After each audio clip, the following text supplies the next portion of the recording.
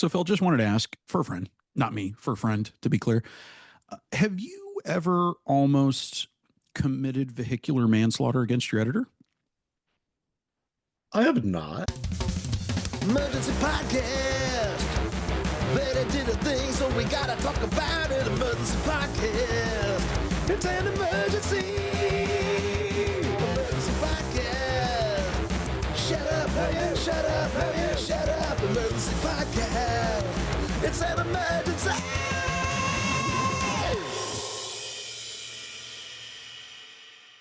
Hey, a hearty hello to you all, and welcome to Emergency Podcast, the Austin FC podcast. We talk about all the Austin FC emergencies, including forgot to get a parking pass on Wednesday night as the storm was about to hit. So I walked over to the guy in the truck, grabbed the parking pass, and all of a sudden there's a car in my face. Almost kills me, you could say, or almost damages me. And I'm kind of puzzled more than anybody else. And I look up and it's my good friend Moisés almost running over me with his car. So we almost didn't make it to episode 50, but here we are. We are Emergency Podcast episode 50. How are you doing? And have you almost run over anybody else this week? I have not. And you ask how I'm doing. I feel like I should be asking that question. I do I'm feel fine. a fair amount of guilt. We've said all of this on the record. It's available in a deposition in the event that one has to be given. It's all discoverable. You stop the car in time. Stop the car in time. Granted, a borrowed car whose brakes I am not used to. The roads were a little weird, as they are when they're a little bit wet, and the oil in the pavement has only just risen to the top. Not making excuses, just talking about basic chemical physics. It was a little bit dark because of the overcast lighting.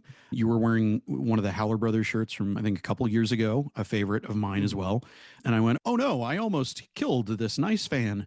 And it was fan number one, Mr. Phil West. I usually don't wear fan gear, quote unquote, to matches, but this one is just kind of passable enough as a normal shirt. And it was my best clean shirt option out of what I've got left. And also, if you know that you're almost certainly going to get rained on, you want something that dries quick. And that is one of those dries quick kind of shirts. Right. Which I did test. Yeah, you did. You did. It started hailing on the shuttle, and then we ran to the media check-in, and then I decided I'm going to get to the press box because this looks like it's going to last a while. It did not last a while. It only lasted about 15 minutes. Fun fact, the fourth floor press box, there's a kind of patio porch thing that you've probably seen, kind of the fancy people's porch. It has a cover, but it is more of a shade cover than effective rain cover. Yeah. So that I learned the hard way and was committed. So I ran through the very leaky, porous fabric roof that covers that porch, and it took me about 2 hours to dry off. Now here is something that I don't actually feel a lot of blame for, Phil, because to back up just a touch and add another layer to this action movie epic where we were like Twisters, like other man against nature action films, we were literally fighting Mother Nature, or rather we were being fought by Mother Nature, and Mother Nature won. We got on the shuttle, looked like it was incoming. We just turn out on a burn it, and it starts coming down. And then the hail starts as we turn on to McCalla Place, and the shuttle driver pulled over to people who hastily took shelter underneath nearby trees, saying, get on, get on. And it was very much like, get on the rescue boat now. It was awesome. I was so happy that that guy decided to do that, because rather than just like driving the quote unquote privileged people to the stadium, it's like there was plenty of room on that. It was just you, me, Verdissimo, a few other randoms. I told Verdissimo if he were a less principled true hero, because let's be honest, he's a true hero. Not many wrestlers actually match that, but Verdissimo is one of them. I said, man, if you were just a little bit less scrupulous, you could go out there and they could film some video of you picking people up, you driving the van, just, Verdissimo's pull over, save those people. Those people will not get hailed on my watch. And he's like, no, that's on the driver. And I'm like, that's why you're the real hero, Verdissimo. Yeah. Profiles in courage, profiles in due credit, starring Verdissimo. The Verde scrolls and then this. But yeah, we pulled up to the stadium and I was wearing waterproof shoes. I was wearing a waterproof jacket and a waterproof bucket hat. And the driver said, I'm gonna hang out for 15 minutes if you guys want to wait. And you were like, I'm going to wait. And I was like, I'm good. And then you very foolishly decided to come along with me. So I take Yes. no blame whatsoever. That was entirely voluntary. The part where I almost ran you over, that's on me. Phil Right. choosing to get rained on, entirely out of my hands. That was on me. I thought it was going to beat the Storm. That was foolhardy on my part. Feel I got to bad the press laughing. box and met a bunch of people who had beat the Storm who were wise. But I had to get my daughter P. Terry's and I had to pick my son up from a thing. So it's just I've been shuttling kids nonstop. My son is officially graduating from high school on Tuesday. So he has been doing the high school party circuit over the last week. So it's been more driving than the usual much driving that I've done. Because it would not be an episode of Emergency Podcast if we didn't look for the customary opportunity to mention this. Where is he going to college again? The son of yours? Where is he going to college? It's a place in Connecticut. You might have heard of it. It's called Yale. Oh, okay. All right. Good. You're getting ahead of him getting to do that for the rest of his life. That's the proud papa rights that you get. Yeah, he's not like barrel chested. I'm going to Yale. It's like Yale. Like he worked his butt off. He applied to all the Ivies. He got into half the Ivies. It's incredible what he's done. And we're going to be a little self-indulgent because it's episode 50 before we start talking about the soccer. But yeah, he crushed it. He crushed it in his entire high school career, but especially this year. We did find out that he is not going to be valedictorian, though. He was like in a pool of a few people who were going to do that, but he was still in that pool of a few people who were eligible for that. So that's amazing. And he goes to a pretty good high school. So I'm not going to say which one, but it's a pretty good high school. Very richly deserved. Speaking of weathering storms, Phil, let's talk about the weathering of a storm that was Wednesday's RSL match. Let me just say to remind folks, we said this was a must win. This was the condition that RSL's in, the fact that they looked to possibly and did indeed end up not actually having any DPs on the field. Needed to be a win, should have been a win based on the way that everything looked. Their one DP stayed home because of disciplinary issues. To be fair, Diego Luna is DP level, even though he is not making DP money. He is not DP designation. So he was on the field, definitely made an impact. He drew the foul and did the free kick that led to the goal that looked like it was going to depress a lot of us in the press box and a lot of the fans until, of course, the 93rd minute where Diego Rubio comes through, gets the equalizer, salvages the 1-1 draw. But yeah, we were talking about on the last emergency podcast that this was really a game they had to win. It's 12th place team in the West. They are depleted. They're trying to figure some stuff out. Obviously, Arango was a lot of their identity last year, and they got rid of him in the offseason. And understandable reasons why they did that for those of you who know the backstory there, but at the same time does leave them a little bit depleted. They do get Willie Agata a few weeks ago. He, of course, is the beneficiary of that Diego Luna free kick and gets the goal, but really a game that they should have won. Again, right now they have 4 straight draws in league play, but they're 7 winless in league play, and it's a very kind of concerning trend. It's not quite the Galaxy, who San Jose's media team absolutely dunked on. If you have not seen the Quinceañera night where it is 15 partidos sin ganar, 15 matches without a win with Quinceañera trappings. It's glorious. It's like it's the best social media work I think this year, and we're coming right off Minnesota calling Miami Pink Phony Club. So there's been a lot of really good kind of dishy social media work that's been happening. But yeah, so we're not the Galaxy. We're not in that kind of realm, but it is concerning. They have dipped now with this tie below the playoff line for the first time, I think perhaps all season. So a little bit concerning at this point, or at least, first time below the playoff line in a while, first time below the playoff line at a point in the season where that really does actually matter and that really counts. And it is a big concern area. There's a stat that you mentioned that involved the number 4, and I wanted to point to a stat that I was unaware of until I saw Austin FC's comms department tweet about the fact that Diego Rubio's 93rd minute equalizer against RSL marked the 4th time in his MLS career that he's scored a result-changing goal in second half stoppage time. No player in the league has done so more often than Rubio has since 2018, in 7 years. To me, he's Mr. Stoppage Time. He's Mr. Stoppage Time. I feel like he can do more with more minutes, and something that I think I've mentioned a couple of times, but not underlined, but I think this is definitely the time to underline it, is that I think he is drastically underutilized. I'm not saying that he should be starting, but I feel like Diego Rubio coming on hungry doesn't mean that he needs to come on in the 88th minute. He can come on at Right. 75. He can come in at 65. Right. He can do a solid 25, 30-minute shift. And between his talent for the dark arts, as he is very well known to anybody who's watched the league for any length of time for being so good at, he is a locked-in player with everybody playing on this team. Everybody who is listening, everybody who is answering questions, and everybody who is at the top of their situational awareness, which isn't everybody on the team necessarily just yet. Right. Things take time, as we've been told and as we've kept saying, and we're trying and hoping that it bears out with the team's current number 10. Diego Rubio is, for me, one of the more solid locker room presences alongside Ilie Sánchez. There is definitely something. It's not just the team dad vibe that he's got. It really is that he is great at establishing a rapport with his teammates. It's something that we saw last season, and it's something that has stayed true this season, even with some roster turnover. Yeah, that's a good shot right now. You had mentioned Rubio being effective where maybe Ozuni hasn't been. That continues to really be a concern. And I asked Nico about that last night. First, I asked him about just the offense in general. And he mentioned like the Ted Lasso break the curse ritual, which I found amusing. But at the same time, it's like, why not at this point? Like, why not try to bring in some kind of good juju to a team that seems to clearly be experiencing bad juju? It seemed like there was, again, an invisible force field in front of goal for a lot of the game. Just some ridiculous bad luck kind of situations. Vasquez obviously hitting the crossbar on the Bucari feed in the first half, which was absolutely beautiful. Biru somehow heading the ball into the ground and then over the bar from like about four yards out.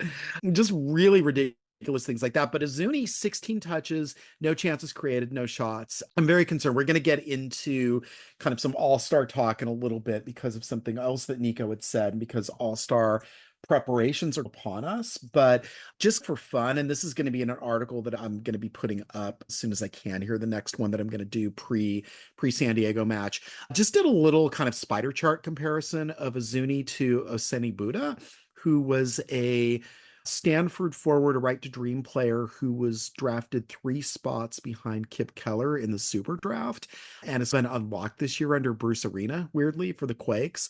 Right now, Buda's spider chart is definitely in most. There's one category where Ozuni's better, but everywhere else, like, Buda is outshining Ozuni, and a super draft pick who's taken 3 years to blossom should not be outpacing a $12 million DP signing who was scoring double-digit goals in La Liga 2 years ago. Yeah, I think that based on the outline that we've got going and the stuff that we've got to get to, and based on what we've talked about on recent episodes, I feel like there's a lot of stuff that neither one of us likes the fact that we could just end up saying again, and we will spare people of, because it's just a lack of change. And to your point about maybe a Ted Lasso-y, a hokey, silly kind of thing, maybe it just wouldn't hurt, because at the end of the day, whether it is Vasquez going for that header, that if Ozuni had taken it, I think Ozuni actually would have scored that. Right. Because part of the issue was Vasquez having to jump higher and further than would allow him the level of control that we've seen incredible, great headers from him. It's not that he can't do it. Right. It's that in that split between seconds, the way that Ozuni lays off assists that has worked. He has had some good goal contributions. Yes. Laid off assist. Yeah. Singular. Yeah. I was like ahead of ourselves here. I was about to correct myself. The way that Buka sent that assist back for Ilie. Those kinds of decisions, the little rescue breath of contemplation that it takes to make that wise of a choice versus the act of desperation that leads to leaping higher and further than gives you the control to actually control the ball. That's the thing that not just Ozuni, but everybody else could use a little bit of unclenching from, a little bit of trust yourself, trust your ability. I don't really blame Vasquez for being excited in the moment, though, seeing the run that Buka made and the ball. It's like, he's a forward. He wants to score. He's the only player on Austin's team right now in 16 games who has scored more than 1 goal He has 4 goals. He is by far outpacing the team. 7 other players have a single goal, and that is the totality of Austin FC goal contributions through 16 games.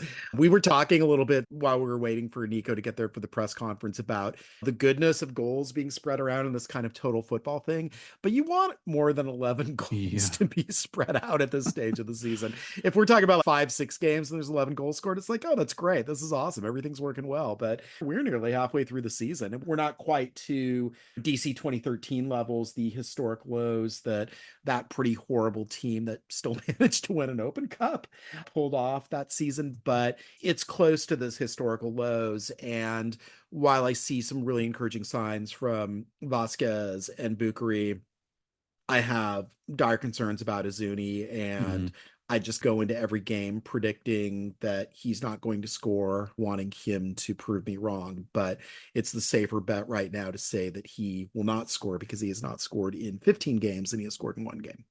And to make sure that I'm real clear, I'm not blaming Vasquez, accusing him of making a mistake. It's there are 1,000 choices like that happen in 1 game, let alone 16 games. And for me, the reason that we think about these things is because, to your point, there are only 11 goals spread around. You want to make sure, here's a food analogy, you want to make sure that the mustard is spread evenly on your sandwich, but you don't want not enough mustard. You never want not enough mustard if you want mustard on the sandwich, and mustard changes sandwiches, Phil. Mustard changes sandwiches. I mentioned Ilie Sánchez a minute ago. There. Yeah, thank you. I wanted to make mention of his ongoing Against His Better Judgment podcast, where he will say that he does not want to talk to us, and then he talks to us. He said that he did not have a very good game. He did not have a very good game. He definitely could have had a better game. It wasn't a horrible game. It wasn't one of the worst games of his career or anything. But his foul did lead to the goal. Yeah, his foul did lead to the goal. And if that goal hadn't happened, if you want to look at all of the probabilities and say that forget the butterfly effect, just that one thing didn't happen, then yes, Austin would have won this game 1-0. Also a yellow card foul that keeps him out of Saturday's game with yellow card accumulation. Salbovic also got 190 plus 5, which also keeps him out. So, it's a game where you might want midfielders. Yeah, because they became so useful the last time these two teams played. And one of the things that I've said since that game, one of the things that game, which people did not think Austin would win, based on the odds, based on a lot of probabilities, based on even then performance, the thing that I think won that game, it was a coach v. coach situation.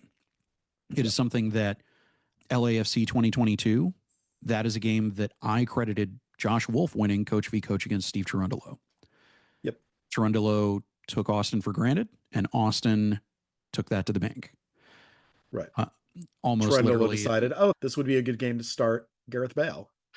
Let's see how he works out. And then he got handled by Nick Lima, which is not a sentence that should have happened, but lo and behold, it did. In the same way, that was, to me, that was one of the high points of Josh's tenure. One of the high points of Nico's tenure really was that San Diego win, where against Mikey Varas, I feel like he had him coach v. coach. He knows his mind so well. He knew what way Mikey was going to go. And again, to make an Ilie reference, he made the smart choices. That was very much the dynamic that I saw in the way that game played out. Looking ahead to this game, though, things have been more down than up. And the comments that we got from Ilie are something that I think from a different captain's mouth might have been taken as a very direct, like when Driussi said that we want the pressure and these fans aren't rowdy enough. And that was one of the rare times that he actually talked about any of that kind of stuff. Ilie is a different kind of thing, more emotional intelligence, more precision with language, more desire to be heard and to share and to open up. And what he said to us felt much more, he let it off with, I didn't want to talk to you guys because I didn't have a very good game and I don't know what I could talk to you guys about. And to me, his comments indicated that the accountability that was put on the team when the boos happened at halftime in the El Paso game, I'm convinced won that game. Flat out convinced won that game. Was the players hearing that from the fans. It wasn't enough that things were going as badly as they were on the pitch. To me, it was that feedback is something that was one of those catalysts ingredients in delivering that win that night. Yeah. Yeah, he was saying in his locker room statements, not to take him literally, like he's not wanting necessarily the fans to boo the team every time that they feel like it's a less than optimal performance, but it's just part of him. And this is kind of the same way that he approaches media as well. He sees everybody as having a role in the success of the team and is really invested with that and wants the fans to be able to express themselves and let the players know, to have that kind of additional feedback loop in addition to what they're getting from the coaches and from each other, is how I think that's gauged. And I think he also sees maybe a usefulness in the media in terms of doing that as well, that this is all kind of information to take in that they can then process, and they can think about, okay, what is really important? What is it that we need to improve? And I think they know those things internally. They have to. They're professionals. They've been doing this a lot of their lives. And so I think they understand that, yes, if you're scoring 11 goals in 16 games, it is very hard to make the playoffs and handle those sorts of goals. But at the same time, the investment that everybody has is something that theoretically drives them forward. And they've been very good this year in talking about fans and fan involvement and thanking fans for coming out and things like that. Wolf did it as well, but it felt like a more superfluous, I'm going to push this media relations button. Yeah. It didn't really feel sincere from him in some of the situations. And this definitely feels... Let me pull this lever and extrude a preformed statement that acknowledges that the press exists and also fans do exist. Also, the outside fans, of never the the tape press, room exists, like, but never the press. I don't think Josh was really grateful to me. Yeah, aside from saying that there were final third elements that you could have finished on various nights. Right. One of my favorite things that he ever said. Yeah. No, he did keep talking about my ability as a striker, which was bizarre. I'll take it. It's fine. I want to just throw directly to the audio of Ilie saying this, and we'll come back and say a couple other things. I didn't have a good game, so for me to come here and speak about anything else, it doesn't make much sense. So with all the respects, I appreciate that you came out, but I think that other players already respond, and we're here for you. So we give you a break one time. Team dynamic. Team dynamic. Saturday. Yeah, Brad talked about everybody being angry and wanting to turn things around on Saturday. Yeah, but it won't just come with us wanting for that to happen. Mm-hmm. It comes with more work, better training sessions, and then playing better. But the only way to do that is on the field, session after session after session. So then one specific thing about going away to San Diego. First time this team plays at San Diego, the largest contingent of away fans are traveling to this match compared to all others for the season. What, different than recognizing the fans, things that you do every time. Nico started his press conference talking about Ted Lasso and maybe needing to invoke some sort of a luck ritual to get rid of the bad luck in front of goal.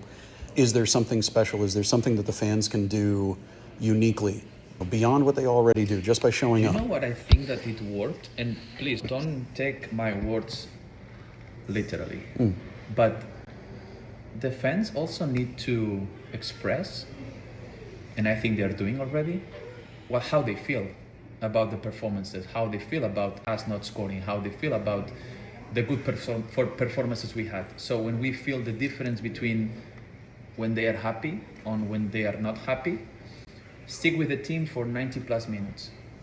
After the game, let us know how we did, right? And I'm not saying they have to complain, they have to boo, they just have to come here and feel that they are part of the result that we are having game after game. And knowing now that a big group of people, of supporters, will make the trip to San Diego, it also gives us the extra motivation that once we step on the field, we know that we have that support. And we know that people spend their money, their time, their energy to come support the team, but also to be part of that performance. Again, that won't help the team more than the training that we have tomorrow, the training that we have on Friday, and how we prepare that Saturday game. But it's not much that we can do tomorrow, because obviously tonight is going to be a very short recovery time for tomorrow step on the field again. But once we go through San Diego and then we have another 2 clean weeks, we definitely need to see step forward in Red Bull, in New York, New Jersey, and back home on the 14th. The thing that you can't hear in that because it's audio is that when I mentioned that the largest contingent of traveling fans are going to the San Diego match this weekend, he literally pumped his fists in the air. Like his fists went, he closed his eyes, his fists went up. Just the genuine joy of that kind of thing. No offense to Alex Ring, no offense to Seba Driussi. This is a totally different animal of a captain than this club has seen previously. Yep, for sure. And yeah, and again, if you see the transcript of this that I had in the Thursday article versus what he's saying and how he's saying it, like it's clear he is not saying boo us, that will drive us. And we were kind of joking on the way back, you and I and Eric Goodman were talking about, okay, do you have pre-made tifos that one side says good job and the other side says do better, something like that? Or I just imagine myself at the tunnel saying, I have some stats if you're interested in hearing them. And I know at least one fan who would gladly take that mantle as well, who confided that to me after we were talking about that a little bit. I do think that, again, how fans express themselves and how they're feeling about the team and their performance. And I think that can be a very slippery slope, right? Under the press box, we have the you suck ref guy who perpetually says you suck ref, and it's never productive and it never like really makes the ref better, I don't think, to hear that. If the refs can hear that person braying that from the third level, I mean, we can hear it because he's right underneath us. And it's just funny to us at that point because it is so regularly occurring and it is obviously the same person. And somebody is like renewing their tickets year after year in that spot to maybe in part regale us with that. But I do, again, there is a willingness from this coach, from these players, I think, especially as Ilie is expressing it, to have the fans really emotionally invested in what's going on and to feel like they have a part in what's happening. And you don't have to necessarily fly a plane with mostly spelled correctly letters and fly that over the stadium to say how you feel, right? So I think there's more receptiveness in this group to how the fans are feeling. And again, I think if there's a deep Open Cup run, I think that will be rewarded accordingly. I think if we do get the dam bursting home game that we have been expecting for week upon week upon week, then I think that we're going to see appropriate fan reaction there that will reinforce the goodness. And if those things don't happen, then yeah, I do think that there's going to be some additional and continued palpable discontent that I think that they're going to potentially act on because, again, they're in a way through Ilie kind of encouraging that. Yeah, the only other thing I wanted to mention is that we also talked to Brad Stuver for a bit. I missed the first few minutes of him talking to folks because I was over asking Bidu about the Ted Lasso thing, which through translation was apparently harder to get through translation than I assumed at first. But I still got an amusing response from him, which was, I don't know if we need to go to church or like something like a ritual. We need to do something. Bidu definitely agrees with that. But something that Brad has said in different ways in the past, but having had him say that many times, unfortunately, over the last couple of years, is that the fans should be angry. It hurts. I don't think fans truly understand the pain that we go through when these results don't go our way. I know that they feel that pain as well, and I've been here since the beginning, so I understand every ounce of frustration, every ounce of angst that they have, because I have it as well. But for me, like, they should know that everyone in here feels these results and is doing everything they can to make it right, whether they think players are showing that or not. I can tell you firsthand that everybody in the locker room is angry at these results and like hungry to turn it around. Setting aside the anger and focusing on the hope and the guy that's steering the ship, what would you want to tell people about the relationship that you, the players, have with your coach? Yeah, it's a whole new coaching staff, so they're trying to find ways that best fit each individual player. So they're still learning the players are still learning the coach, but the dialogue is there. Nico is great about pulling guys in, trying to communicate, like being positive, and then at times being there are times on the field where you can see that he sees that we need a little bit of a push and he's not afraid to be the but for him, he's gonna he's going to push us the way that he knows how. And if there's anybody that's going to be optimistic and positive and believes in us, it's going to be Nico. The players are angry. We've got the audio of it. I don't know if we'll drop it in here or what, but there was something a little bit different about the tenor of it for me, where there was a sort of, it wasn't just an acknowledgement. It was summoning some of the disappointment from that night when, in his own words, he made one of the biggest mistakes of his career, letting that goal in. There's a different kind of energy, a different kind of fuel that gives the players that be curious to see if it somehow manifests in an away fixture at San Diego. And I also made a point to ask him about Nico, which is, we talked to Nico plenty. There's plenty of Nico talking to us that is on the record, on tape and everything. And what we don't see is how these players interact with him in the locker room, in practice, and that kind of thing. We get very scant little videos of him chanting or gesturing from the sideline or something like that. But I like letting the players who have something to say feel that they can articulate something interesting and insightful about what their experience with this coach is, because even though we're 16 matches in, this is still a new relationship. And I appreciate the way that Brad positions that kind of thing. Right. Yeah. And again, like, angry by itself doesn't score goals. Angry by itself doesn't keep goals out. But it's good to know that they're motivated. But again, we have seen this before. We've seen this kind of anger turn into despondence. So while trying to be angry rather than despondent, to still have some fight in you. Although towards the end of last season, I think it was harder and harder to summon up that fight for the players, as we saw. The optimistic thing to me is that from Brad's filter the other night, we're not to the despondence yet. It's very much anger with focus on continuing to move forward, as those unfortunate social media posts always read. It's at the point in the season where there's still plenty to play for. There's still things that you can do to change your trajectory. Nico in particular was talking about, and this kind of came up in some of the questions, that you don't want to peak too early in MLS. There's teams that get out to hot starts and then they fade towards the end. He's talking about, teams like Seattle and Portland that might have traditionally slow starts, especially Seattle. And then towards the playoffs, they begin to really pick up and get cohesion and find their identities. And then all of a sudden they're really formidable teams come the playoff time. And maybe this is one of those teams, right? So they had a decent start. They banked some points early. They're having some struggles right now.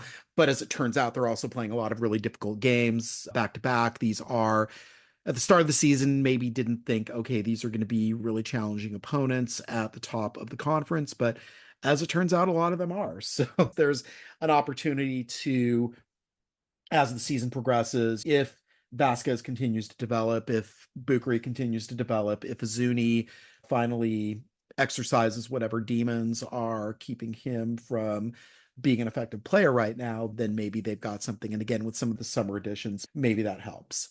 The one other thing about May that you just made me think of is that, as your own reporting has beat the drum on repeatedly, MLS is an endurance test. There are jokes that other leagues will make about MLS, but the travel, the wear and tear, the roster limitations. One very important thing that at the beginning of the month we mentioned was, it'll be interesting to see how healthy they end up being by the end of the month. And guess what? Everybody's healthy now. We got two guys out on yellow card accumulation, but everybody's healthy again. Most teams have somebody on the injury list. I want to talk a little bit about San Diego and the upcoming task that they're going to have their Saturday night. Again, a 9:30 kick for those of you who are fans of staying up. I am not one of those people, but we'll be doing it anyway. And I wanted to get at this from kind of the framework of All-Star, because this also came up. So All-Star voting started this week, of course, as Austin will be hosting, which means that 12 of the 26 players will be voted in. It's kind of a players, fans, media conglomerate, right? So it's a third of the value is assigned to the fans, third media, third players. So they vote on 12 players who make the team. So really they vote on 11 players because everybody's going to vote for Messi. Messi is going to be on the team. We know that, foregone conclusion. Put that in Sharpie. But then Estevez gets to pick 12, and then Don Garber picks the other two. And usually there's some sort of initiative-y type things. There's some kind of messaging. He also picks players who are pretty much MLS All-Star appropriate, but at the same time, there's signals that get sent with those sorts of picks. So the point of this being is that Estevez was saying Austin has really good players. Go ahead and vote for everybody. Hopefully their performances will ensure that they are deserving of this. Dax McCarty, and I'm going to get into this with my article, he looked at some all-star candidates, just did some early prognostication. And as it turns out, no Austin players on this list. Maybe not a surprise, but 3 San Diego players were mentioned as either possible starters or people who he thinks going to make the roster. And that includes Surkoff, who is their defensive midfielder, Dreyer, who we are familiar with already from his good work in the previous game and just what he's done all season.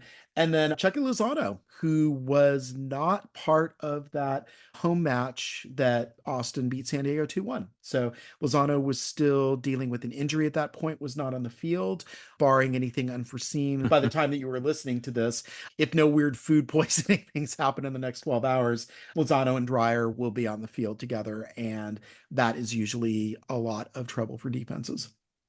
I was laughing as you were getting into this because I was thinking about the commissioner choice. And since Messi's going to make it in on the fan ballot on its own, Right. How crazy would it be for Don Garber to put a newly arrived at Chicago Fire Kevin De Bruyne on the All-Star roster without having played an MLS game? Let's do it.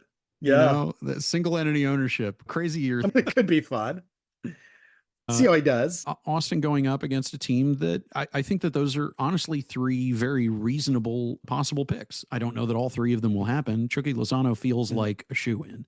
He's one of the most visible players in the league. He has been putting up good numbers. I can't see anything shutting that down because, of course, you're fielding one team from 2 full conferences of teams. I feel like Chucky's a lock, and it'll be interesting to see if more than one San Diego player makes it in, honestly, because there are so many potentials in the field. I know. But Dreyer's also 6 goals, 6 assists through 16 games and has been like their most valuable player all season, and they're doing much better than expected. Yeah, I don't know. I think that's reasonable. I think it'd be to keep him off. Yeah, I agree. I think he gets on. Yeah, I do too. In the Oscars parlance, if that snub happens, then it will be completely reasonable for people to think that it's unjust and it's worth protesting because he's really been doing work. You typically will have from the host city multiple players, but there are so many good players. And like you're saying, this is really a year where you could have like a West versus East, and there would be enough talent, I think, aggregated in the league to make that an interesting game. I still enjoy the MLS versus Liga MX setup. It's good to see the 2 leagues together. I think it gets especially dumb and fun during the skills challenge because, of course, the skills challenge is inherently dumb and fun, but it's going to be tough. And again, at this point, I don't see anybody other than Stuver maybe necessarily being able to crack the roster. And I do have at least one other dark horse candidate, which you'll have to wait and see in the article in terms of field player. But you look at to give you a clue, you look at the attackers, and Brandon Vasquez with 4 goals. He's certainly a talented forward and he is capable of scoring a lot of goals. But if you look at the list of goal scorers starting with Ty Barabo at 13 and Brian White with 10, and you go down the list, Vasquez is fairly far down the list, and there's a lot of really good forwards that are in that mix, and it just seems inconceivable that you would get any of the Austin DPs. Vasquez has the best case, and there are players that have much better cases. I mean, the aforementioned Asuni Boda has as many goal contributions right now as Vasquez does. So it's a challenging group of 26 players to crack, especially when you've got this kind of Don Garber wild card actions. You really just have 24. And it is up to Nico to choose players. But again, you don't want kind of the fiasco that happened a few years ago where you had Wayne Rooney picking Tyler Miller as one of the 3 goalkeepers when there were much more deserving people like Brad Stuver, for instance.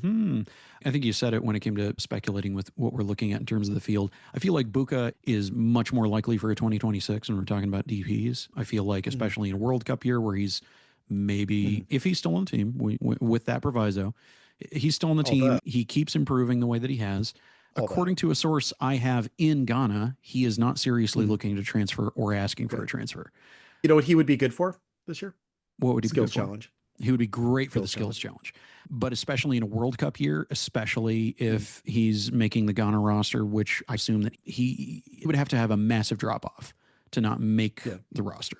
Competitive too, though. I don't know. It is. But he's in the mix. He's in the mix. I'm not even putting it at even money. Again, betting odds. I hate talking about them, and you keep getting me talking betting odds.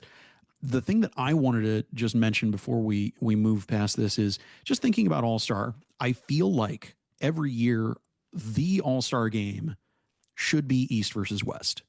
MLS should showcase all of their talent. There should be an East versus West game every year. If they want to play MLS All-Stars versus Liga MX All-Stars, do it the same week.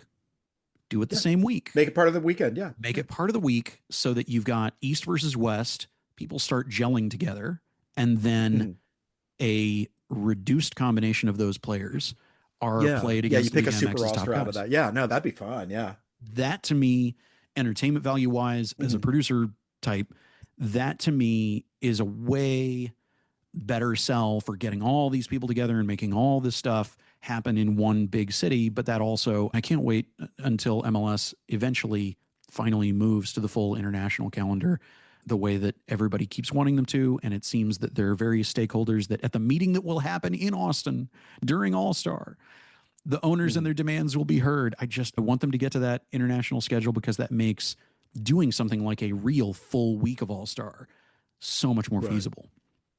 Yeah. And maybe you do that at the end of the season. Yeah. You do a Wednesday match that is conference against conference, and then the weekend match is MLS versus Liga MX. Complement to the earlier in the season Leagues Cup.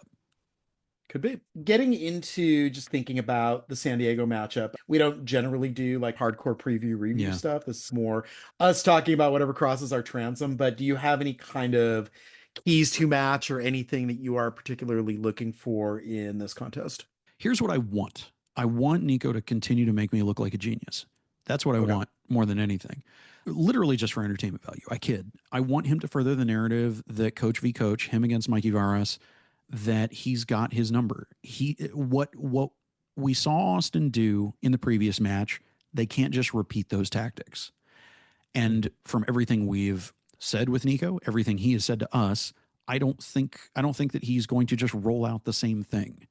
What I'm curious to see is what he does roll out. He is missing Ilie and Sabovic just in terms of roster depth. Talk about Tony Gomez getting his third of 4 call-ups from the second team and what maybe that poses. I would be interested to see the formation change again relative to the previous match. And I know that I'm not going to get the magic 3-5-2 that I love Inter Milan playing. A 5-3-2 isn't that bad either. And we've seen it work pretty well with this combination of players. So I don't know, Phil, what do you think?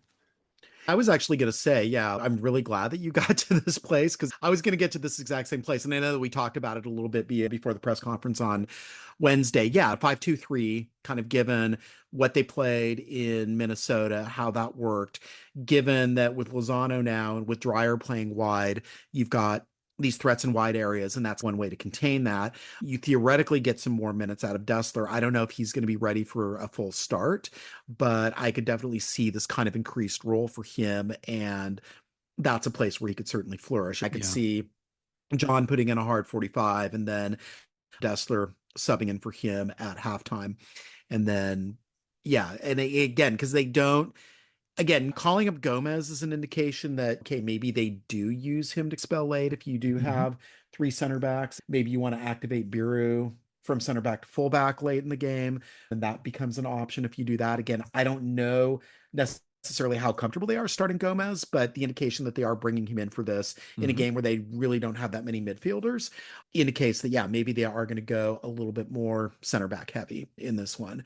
Obviously, I think they are going to try to just activate this starting front 3 as much as they possibly can. But to your point, maybe there's an enhanced role for Rubio given what he was able to do in this last match. I like that. And I think that given kind of the cards they're dealt, doing that and having them replicate what they did with Minnesota might not be a terrible approach. And keying right off of what you just said, it's almost like we plan this better than we actually do, or more thoroughly than we actually do. People probably think when we say that we have an outline, there are like bullet points everywhere. It's literally, Phil, what's our outline? Here are 5 things, and we'll jump from thing to thing, and we'll find our way there.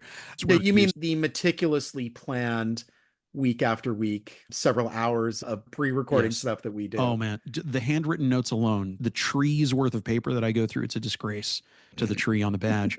Keying off of what you were saying about them potentially deploying Rubio differently, I feel like solid 5 at the back the entire match. I think we can probably bet on that consistency.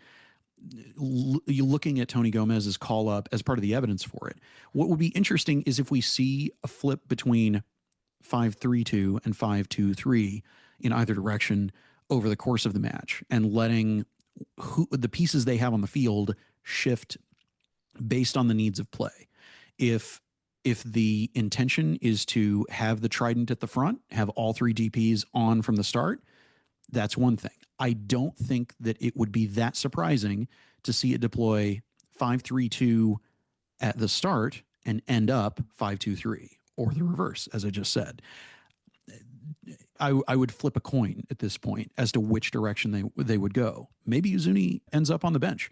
Buka was on the bench, and it wasn't bad for him. In fact, I think it definitely helped motivate and improve where his head was at, because he was more hyper-focused on the whole spread of what was going on the field.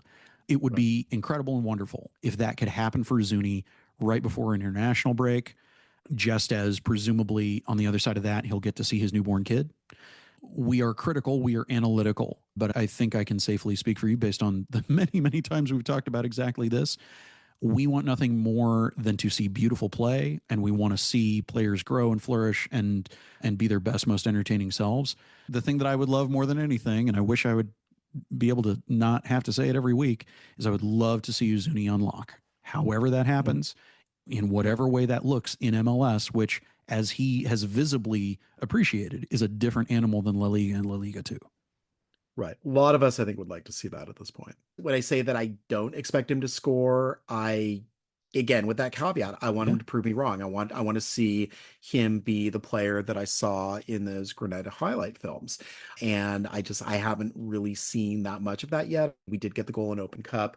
I've seen a lot of frustration. I've seen a lot of hard work, but I haven't seen a lot of product on the field in terms of the goals that he had promised to deliver when he got here. So hopefully that happens. My go-to with this is, it's an easy thing to say, but if you swap out Uzuni with Evander on this team, I think this team is a lot better, just because, again, I do think they need a creative midfielder. There's a rumor about a U22 player, possibly a Venezuelan international, possibly coming our way. I don't generally like to talk about rumors until we get something a lot more concrete, until things get Bogart official, or at least there's a lot of smoke involved, like there was with the Zuni. But there is a promising sign that maybe somebody who is maybe not necessarily the creative 10 that we had envisioned, but maybe somebody who is in that same neighborhood might be coming. And that to me is a little intriguing. But we shall see. Again, still early in that. And to what you just said about, we'll talk about rumors, and as far as we can throw them, what that says to me is that if that conversation is happening, it further underlines the fact that something that we have said, which is that this is a sporting operation that may be disappointing people right now, but does have a long lead plan that they are constantly working on. And just looking at the second team roster and how that has turned over in the last year and a half is further evidence of that. Because if you watch Jorge Alastue, who trained at La Masia, who is an absolute beast on that second team pitch, who is getting used to the MLS style of play, who is getting used to the fact that when he's on that pitch at Palmer Field and Sabercat Stadium in Greater Houston, there is no VAR, and you can take advantage of that like you can in early rounds of the Open Cup. But when he would theoretically make the transition to first team minutes, there's VAR in their eyes theoretically everywhere, when Pro feels like recognizing things as not normal football contact. There are some very interesting pieces in that second team squad. Irvin Torres, who got a U18 US call up just this past week. To me, the future has a lot of interesting possible paths. Not, this is the one path that everything is getting bet on. The thing that we try to stay away from is setting unreasonable expectations or making it seem like just because this new way of the club operating has been, again, I think I can speak for both of us, has been more pleasurable to cover. We have had more to work with. We have had more generosity of what's been shared with us in terms of tactics. Remember when we saw the way that the lineups were being played at that early preseason practice, and then that's exactly how they played in the season opener? We never got that kind of thing in the past.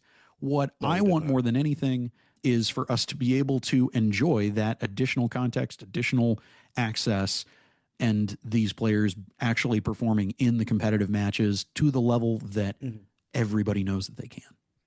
To your point about the second team too, I know that you've been talking to some people there, and it seems like the focus is a lot more on those players like Alice Stuver. It's not necessarily, oh, we get these players that make the second team a lot better. It's like we're going to bring in people that we can potentially realistically sign and develop. So like Alonso Ramirez, he was a great player, but Atlas was never going to really let him go. And he's doing great for Atlas right now. And he is, yeah. And again, so that helped him develop, and maybe that helped with some team cohesion.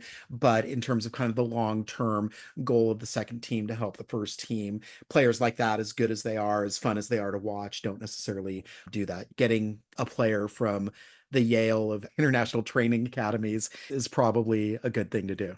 The way that they have built this roster and the way that guys are getting minutes on that team is they are being held to the example that they need to prove that they are too good for third division soccer. That's why CJ Fodre is getting first team minutes and on first team sheets. It's what they want to see out of Peter Grogan, and which he is showing consistent performance. He is showing consistently that he is better than whatever 19-year-olds cycle up from Frisco's academy, for example. And as we record this, same night, Austin's playing at home against Houston Dynamo 2, Dynamo Dos, and that is a heated rivalry. Just as the first team rivalry is, Copita Tejas is no less vehement, at least between the players, but certainly among the child-sized capos out at Palmer Field.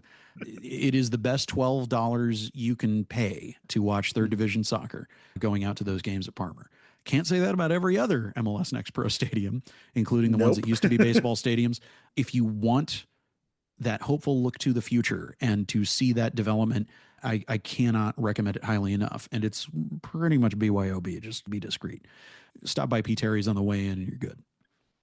Just a couple other things we want to highlight that do not have anything to do with Austin. Some weekend bonus games, as it were. Unfortunately, one of these is the exact same time as the Austin versus San Diego game. But LAFC is playing Club America for a chance to get into the Club World Cup. And apparently the trophy has been on tour in Seattle. There are inscriptions on it, which is basically a pan to Infantino and his genius in creating the Club World Cup tournament. It's right there on the trophy. But anyway, one of those teams gets the opportunity to play for that. And of course, if Club America does beat LAFC, then that obviously the July 5th match between the two teams is going to be staying at July 4th weekend. But if LAFC gets into the Club World Cup, then like the Sounders game on June 28th, that gets into a little bit of a cloud of uncertainty, and you might get a lot more substantial break for Austin end of June, beginning of July, depending on how that amazing, I'm sure, tournament is going to be. And then CCC final is on Sunday evening. Can't really give you a preview of Cruz Azul versus the Whitecaps, except obviously big Whitecaps household here. So definitely rooting for our neighbors to the north to dispatch a team that has, I believe, a verb in Spanish that is devoted to screwing up an incredible opportunity. The Spanish translation of Spursy, as it were. I enjoy being a neutral for both of those games. Not because I don't want to see LAFC lose a match, but because I frankly don't care which one of those clubs makes it into the Club World Cup. Because LAFC making it in, do I want that to give Austin more time off? I don't think that I do. I feel like lengthy breaks, people can look at them as, oh, a nice rest. That's what the off season is for. Right. You don't want a May every month, but you also don't want the inverse of a May just on the other side of a May, because people go into off-season mode. So on the one hand, it would be good in that respect. For Austin's fortunes, if you ask me, for Club America to win that. But I have to stay neutral because being a Club America fan or not is people have made the comparison to the Dallas Cowboys. It is such a massive franchise thing. I cannot possibly, while staying impartial, make it seem like in any way I'm rooting for the Dallas Cowboys of Liga MX. And likewise with I'm not a Whitecaps Cougar diehard like the West household is. It sure would be interesting to see MLS hoist the CONCACAF Cup, which is basically League's Cup, but no money comparatively. Right. Oh, and there's one more soccer game this weekend too. Oh, yeah. Really, the only one that matters this weekend other than Austin at San Diego. It's the true greatest heroes of European soccer, Inter Milan. One would hope certainly defeating the evil, horrible gargoyles of PSG. Although PSG not the Messi, Neymar, Mbappe variety of gargoyles, which is really weird because those teams could not make finals, and then all of a sudden lesser but good enough to have beaten Arsenal, PSG has found themselves in the final. Yeah. Yeah, I'm an Inter Milan devotee by my sister's marriage to an Italian who is a lifelong Inter guy. I'm very, very proud to wear the blue and black stripes when they are having a match. They've been playing really beautiful soccer, and setting aside my preference and bias, one of the things that I love about watching Inter Milan as somebody who follows Austin is that I really see a lot of tactics that feel like what Nico wants to build toward Austin doing. Yeah. Even if the formation is slightly different, there are a lot of the same principles at hand. And if not seeing a bunch of Austin wins have you down, and you have a Paramount Plus subscription already, and you don't already follow Serie A, it is a really wildly entertaining league to follow, even though, as in every major league, there are real weird problems with fans in a bunch of those stadiums. What I can say about the purity of the play is that it is a very international roster of players from various different places, and they play some pretty incredible soccer. And just watching the story of Lautaro Martinez finding his form on the other side of Argentina, winning that World Cup, and coming back from that World Cup in way better form than he had been. That's one of my favorite storylines that I've gotten to witness from following that side of European soccer. Yeah. And the Inter-Napoli title race was pretty intriguing this year and went right down to the final day. Well, not the final day because they moved those games to the Friday. The final day that mattered, because at first the assumption that I had seen thrown around, and I just took it as read, was, oh, they want to make sure that attendance is better than it would be necessarily on an early Sunday afternoon, even though you don't have to worry about attendance being big for a major European final day. But it was because there was one permutation of the results that could have resulted in Inter and Napoli having to play a playoff as to who won the league. And because Inter is in the UCL final, it would have had to preempt that final match. Gotcha. Okay. I'm just glad that they didn't have to play that, because now they've had the opportunity to rest up for the Champions League, which, as disappointing as it is to not win the league, I mean, they won their 20th league title last season. They'll be fine. As someone inter-curious and not as like interdependent as it were than you are, I would have really relished a title match. But I mean, again, on a Monday, probably hard to carve out the time to do that for those with day jobs. But still, the idea that, like, rather than just get it to goal differential, that they actually have to play each other if they tie on points at the end of the season, I think that's great. I think more leagues should do that. So on that point, I'll concede that it would have made it interesting story-wise. I'm just relieved that they can cry on the Champions League bag of money and trophy about narrowly missing winning the league. But yeah, there would have been an added additional bit of sweetness if that had to happen. They had pulled out the league title and then less than a week later won a Champions League title. But that's not the reality that we live in. We'll have to wait for Doctor Strange to weave things a different direction. Okay. Anything else we got? Los Verdes is doing an impromptu watch party Saturday night for the San Diego match. Even though it's a late match, everybody will be out at Hop Squad. The merch table will be set up. You might see some people that you recognize, their voices or their faces. I don't know why I'm saying that. But there's a lot of earlier season stuff like stickers and mugs. There's a really beautiful flask and copita set that LV had handmade that they're down to the last supplies of. Some really cool stuff that'll be some of your last opportunities to get, and just hang out with folks with the good vibes that are always there at Hop Squad, and hopefully watch a great match. Yeah. And again, 9:30 starts. Obviously that is a late start, but nothing precludes you from arriving at Hop Squad before 9:30 if you want to hang out and gather and talk to people and see some other MLS action, because there will be some other MLS action early in the night. And then who knows, maybe there's a side TV that's showing that LAFC Club America game in there too. My current plan, I might go to Hops. I'm probably going to go to Hop Squad to watch the Inter match, but it's going to be a crazy day tomorrow. Also, Los Verdes is competing in Icarus Cup, local competition tournament put on by the wonderful people at Icarus, who make wonderful soccer jerseys. They're the company that LV went through for the still available Lisa Frank Pride kit, which is very colorful, as anything Lisa Frank should be. But yeah, there will be jerseys for sale actually at the Icarus tent. If you are a relentless collector, Paprika plays in this as well. A lot of local groups, people who play in different rec leagues and that kind of thing, enter teams, and it's always a good time. So out at Onion Creek all day Saturday, and the playoffs go Sunday as of the morning. Right. So Icarus, not to be confused with the Icarus who flew too close to the sun. No. Or got almost too close to the hood of a car. That is like the worst thing I've ever heard in the history of the 7 years that I've been on this planet.